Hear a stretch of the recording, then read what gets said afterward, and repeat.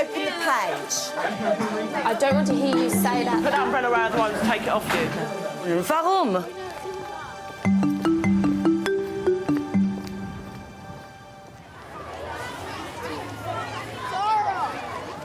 John Bayley's at Grange Middle School in Harrow. With the new performance management procedures bedding in, he's here to help develop their classroom observation and feedback skills. He's working with Deputy Head Barbara Lee. Okay, today we're starting our new topic of reproduction. Barbara's line managing Dominique Cook, an overseas trained teacher who's new to the Our school. learning objective is to be able to identify the male and female reproductive organs. So that means we need to be able to know their names, where they Dominique's are in the body, targets this year include a and prompt describe their start to lessons. Okay, for the first activity today, I want A you second target's to make clear the learning intentions. Like this. It's the stages of the human life cycle. Starts with the egg being fertilised. Then it goes down to death. So what's the first stage? It's a mixed ability Year 7 science lesson on reproduction. Ibrahim. Or even before baby. Ali. Fantastic. On that starter task, which rattled along, they were doing the life cycle. Toddler there, adolescent. What did you think of that? Move up one, I think. Well, a few of them were having problems filling all of the boxes. And there was just one thing that they were unsure of, just in terms of the sort of different bits that fitted in. Yeah, but this old age. Old age. I don't know the right name for it. I think it's... You don't know what the right name for old age is? The task is pretty clear. Yes, it was very clear. Nonetheless, at an early stage of the lesson, they could do with a bit more support with the language, so. and they could do with a bit more of an opportunity to talk. Yeah.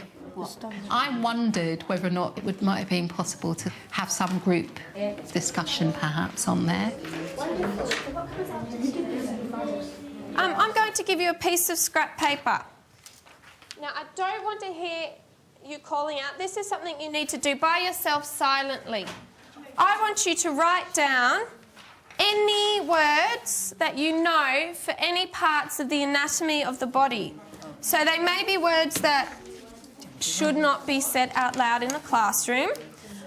Writing down, I don't know what you call it, common language or street language about sexual terms is quite a good way of popping the tension in a room, because the children want to giggle and all that. So that's fair enough. I don't want to hear you say it out loud, but you can write it down. Some of these may be cheeky words that you don't want to say out loud. When I went round, I saw quite a few children who were actually just writing down scientific words. Yes. And that's all they actually had on their list. They were a bit uncomfortable writing those words down. And I wondered whether or not there was an opportunity then to actually say these words are scientific and these are allowed in this classroom.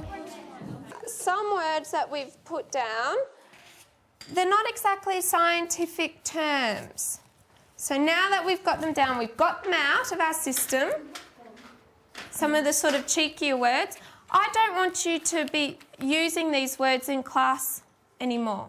She collected them in, and there were several ways she could have gone. What she said was, I want the scientific term. You know, now you've used those, it was almost to say, now you've got it off your chest. I wondered if she was going to do an exercise like put some of them up on the board and ask them which were scientific and which were street.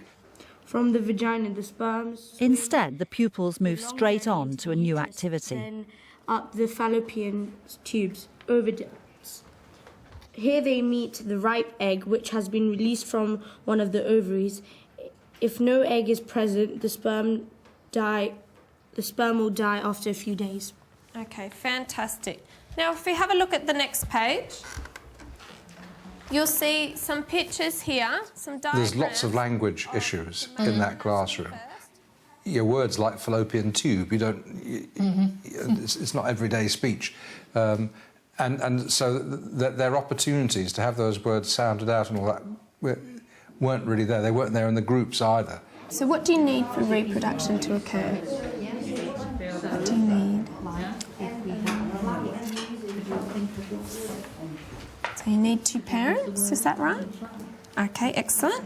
So if we have a look A third target for Dominique is to bring in differentiation, so that all children are appropriately challenged.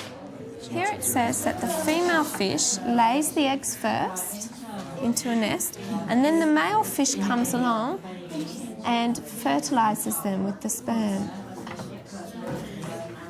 The wrong way around. That's right, you've got it the wrong way around. She'd obviously got a very warm relationship with the class. They obviously respond very well to her. But the ones who could do it got on and did it. And the ones that didn't were unable to because of, I think it was essentially language that prevented them from completing the task. It's very good. Okay, we've only got about 5 more minutes to go. So you need to use this time wisely. Shh. Nice and quiet. Zara? I would have liked to see a plenary. Throughout the lesson, I was unsure where we were going and what the end result looked like. You need to use this time wisely to get your work done. I wondered if the idea of interim plenary activities... I must say, I always feel very comfortable in the classroom when someone says, you know, Ahmed's just done a great answer, and what he's said is, why was that a good answer, and how did he get it? And that stuff, it not only breaks up what's going on in the room, but it'll create ahas around the place. Yeah. It'll motivate the child that you're working with, and it gets things breezing. Some of the pupils complete the worksheet before the end of the lesson, but most struggle.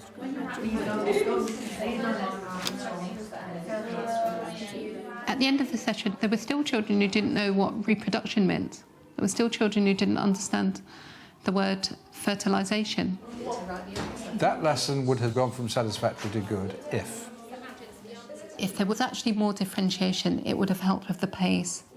I mean, I said here, I've worked so it was challenging for some, and I wondered whether or not it was appropriately challenging for all of them. So instead of function, what would you use? there were children who needed more clues and cues. Everybody in the room was a bit uncertain about the meaning of the vocabulary. Yeah, I kept waiting for vocabulary to come up on the whiteboard. Yes. What would you like to come out of the feedback? To identify possibly some easy wins, things that, you know, she can actually sort of take away from the session, from the feedback session, and put straight into class next session, which would actually, you know, tomorrow. The easy wins are possibly things like access to more vocabulary, definitely, and ongoing plenary to check out and jivvy the children along. Barbara's challenge is to help Dominique understand why the pupils were struggling. Without you leaving And John's here to observe her management style. Differentiation is something extra. Is there anything that you know, on reflection, you would have changed? My instructions aren't always the best. Okay. Because the sheet that I gave them, they all filled it in correctly. But I did wonder at first, I just saw a few blank faces and thought, OK, I didn't explain that very well. OK. What I noticed when I walked around, there was a little bit of confusion, slightly, and some of them started to get a bit fidgety. They were unsure what to do. Yeah. How would you change that? You know, if you said, well, you sort of felt that yourself. Yeah, I don't know. Did you feel something? Did you notice that? I did. OK. But I don't know how I would You're not change sure. it yet. Yeah. You're not sure. I mean, was there an opportunity perhaps to use maybe the whiteboard? Yeah, that would probably... Yeah? Could you see how you might change that onto a whiteboard? Yeah? What might that look like if you... well, at the very least, I would have scanned that in and put that on the whiteboard as well and gone through a few stages. So it's Steph, John's interested to see how effectively Barbara discusses Dominique's performance management targets. OK, Dominique, in relation to the targets that were set as a school, I mean, how do you think you've done? I think I did well with the prompt start. Yeah, and I'd agree with you. And the learning objective. What was the other one? Effective differentiation. Differentiation. I find it difficult sometimes to, I don't know, to think, is this too difficult? Is this too easy? For the different students who need the differentiation. Barbara's patience in allowing Dominique to complete her thoughts is also closely observed by John. And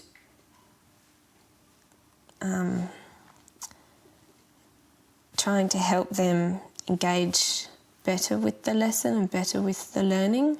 Yeah. But that's an area that I still need to work on. OK. When you plan, when you look at your planning, do you have certain children in mind? Yes. OK, so does that help? It does. Yeah.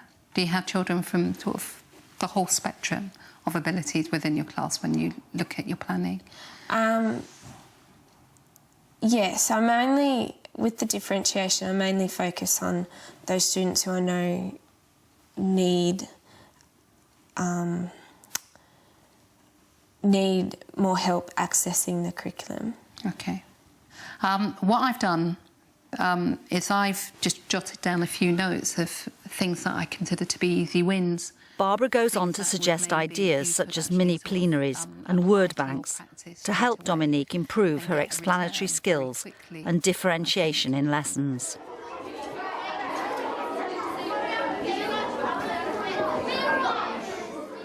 I thought that your questioning technique was terrific. Tell me more, what else? Tell me more, what else? And then not jumping in, because people start, their imagination gets released. And it felt to me like the tone of the conversation, it went through, it would get much more intense, a sort of combination of relaxed and intense. And in fact, it was in response to you asking questions and then just waiting to get the response.